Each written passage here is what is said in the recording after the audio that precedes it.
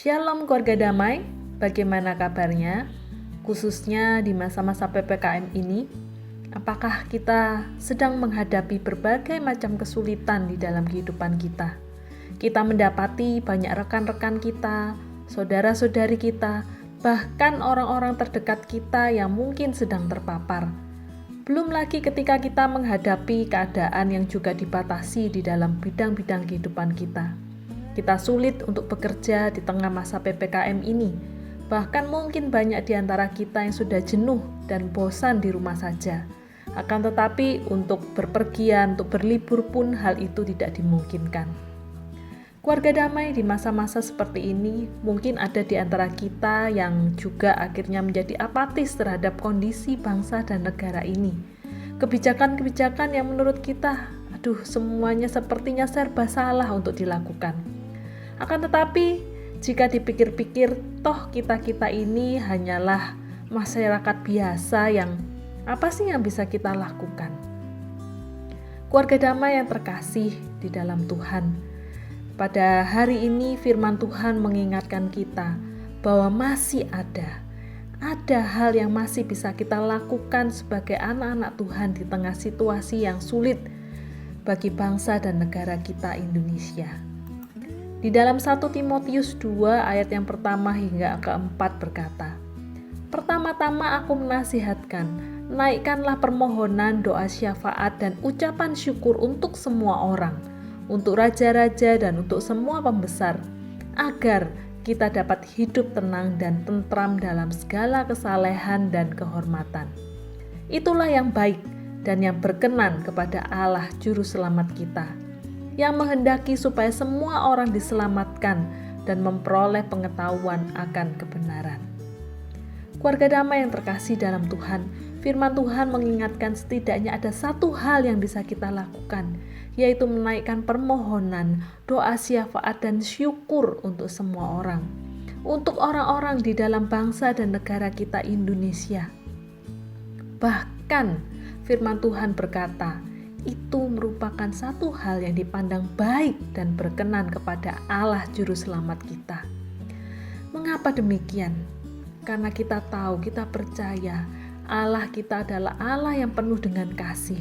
Dia mengasihi umat manusia dan Dia tidak bersenang hati melihat kehancuran sebuah bangsa.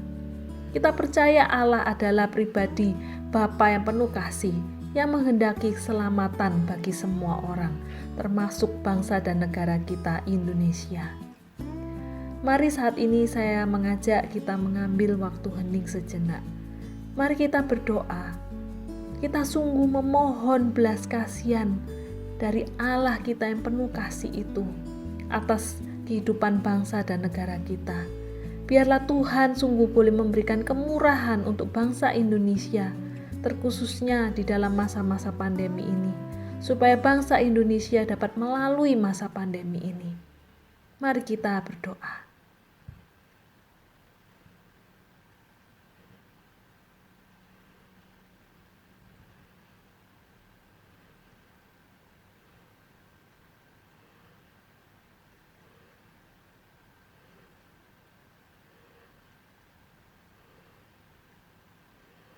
Yang kedua, di dalam Ibrani 13 ayat 17 berkata, "Taatilah pemimpin-pemimpinmu dan tunduklah kepada mereka, sebab mereka berjaga-jaga atas jiwamu sebagai orang-orang yang harus bertanggung jawab atasnya. Dengan jalan itu mereka akan melakukannya dengan gembira, bukan dengan keluh kesah, sebab hal itu tidak akan membawa keuntungan bagimu." Keluarga damai yang terkasih dalam Tuhan, ketika saya memikirkan seandainya saya menjadi seorang pemimpin bagi bangsa dan negara ini, saya yakin bukanlah hal yang mudah untuk mengambil satu keputusan di tengah-tengah masa pandemi saat ini. Setiap keputusan yang diambil pasti akan mengundang pro dan kontra di dalam kehidupan masyarakat. Karena itu sungguh sangat dibutuhkan hikmat dan kebijaksanaan yang dari Tuhan untuk mengambil suatu langkah-langkah kebijakan bagi bangsa dan negara Indonesia ini untuk melalui masa pandemi ini. Mari saat ini kita bersama-sama Kita berdoa bagi para pemimpin di dalam kehidupan bangsa dan negara kita. Kita berdoa bagi Pak Presiden Jokowi. Kita berdoa bagi setiap jajaran kabinet yang ada, baik mereka yang menjadi kepala-kepala di dalam daerah ataupun kepala-kepala di dalam suatu kota. Kita doakan bagi para pimpinan kita supaya hikmat Tuhan sungguh boleh tercurah atas mereka. Mari kita berdoa, kita mengambil waktu hening sejenak.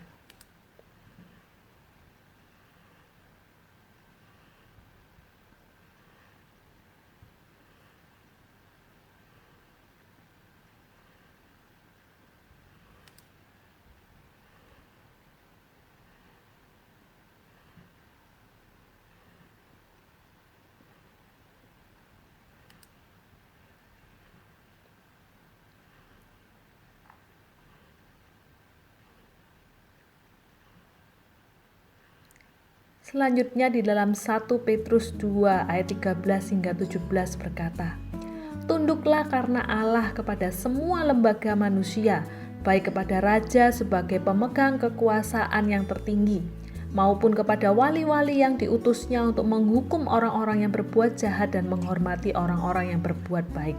Sebab inilah kehendak Allah, yaitu supaya dengan berbuat baik kamu membungkamkan kepicikan orang-orang yang bodoh. Hiduplah sebagai orang merdeka dan bukan seperti mereka yang menyalahgunakan kemerdekaan itu untuk menyelubungi kejahatan-kejahatan mereka. Tetapi hiduplah sebagai hamba Allah. Hormatilah semua orang, kasihilah saudara-saudaramu, takutlah akan Allah, hormatilah raja." Keluarga damai yang terkasih, tunduk karena Allah. Tunduk karena Allah. Keluarga damai, kita percaya pemerintah adalah wakil yang dipilih oleh Allah kita. Terkadang tidak mudah bagi kita untuk mau menaati keputusan ataupun kebijakan-kebijakan yang diambil. Karena menurutku harusnya lebih baik seperti ini. Jadi kalau tidak seperti ini ya aku tidak mau ikut. Keluarga damai yang terkasih, ingatlah seperti firman Tuhan di dalam 1 Petrus tadi, yang mengungkapkan bahwa kemerdekaan anak Tuhan bukan didasarkan dari pemikiran diri kita sendiri, tetapi kemerdekaan anak Tuhan adalah dengan kepatuhan karena Allah. Disinilah kita sebagai orang Kristen, justru kita dapat menunjukkan identitas kita sebagai anak Tuhan dalam hidup bangsa dan negara, adalah ketika kita menjadi orang-orang yang patuh karena Allah. Saya mengajak kita untuk mari kita berdoa agar sebagai anak-anak Tuhan kita memiliki hati yang tidak apatis kepada bangsa dan negara kita. Justru bahkan di tengah situasi yang sulit ini kita belajar untuk patuh.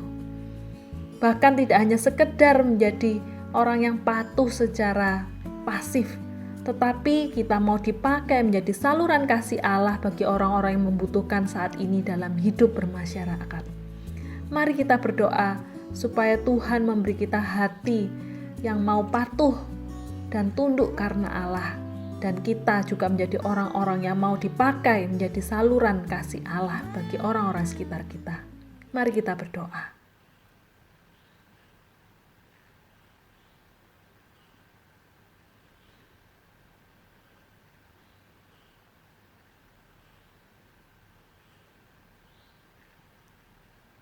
Tuhan, berilah kami hati yang sungguh mengasihi Tuhan, melalui kami menjadi orang-orang yang mengasihi bangsa dan negara kami.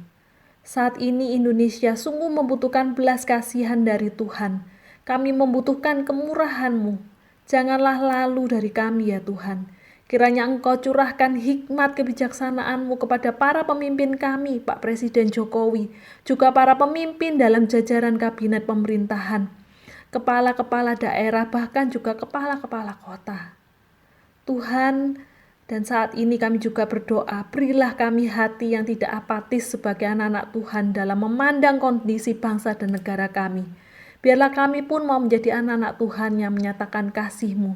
Meskipun mungkin kami berpikir saat ini, apa yang bisa kami lakukan ini adalah hal yang kecil dan tidak berarti. Namun kami mau menyatakan kepatuhan kami akan Tuhan. Kami percaya Tuhan sanggup memakainya menjadi saluran kuasa Tuhan untuk memulai perubahan dalam kehidupan bangsa dan negara kami. Tuhan, inilah seruan doa kami. Pakailah kami sebagai anak-anak-Mu yang tetap percaya bersandar penuh akan kedaulatan Tuhan dalam kehidupan bangsa dan negara kami. Amin.